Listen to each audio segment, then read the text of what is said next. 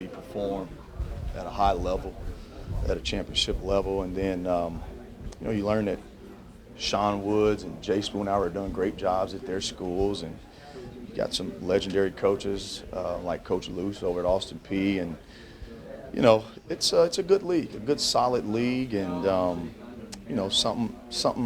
something that we can try to fight and get to the top of, to be honest.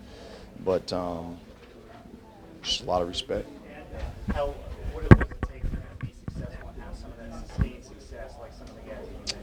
It's a high level of focus, getting better every day, consistency in how you perform every day. Probably takes a little bit of resilience and things that these legendary coaches have probably installed in their programs. And that's probably the recipe for everybody, along with a little talent. Yeah. Can you speak a little bit, I guess, to the challenge of rebuilding the program and trying to get it on track and get it better? Not only was this a rebuild, it was a total rebuild. You've got one player on your team when school's about to be out. You sign your last player in the middle of June, and it's just a total rebuild. But like I said, we finally have it in working order. We have some returners this year. We had some guys sitting out.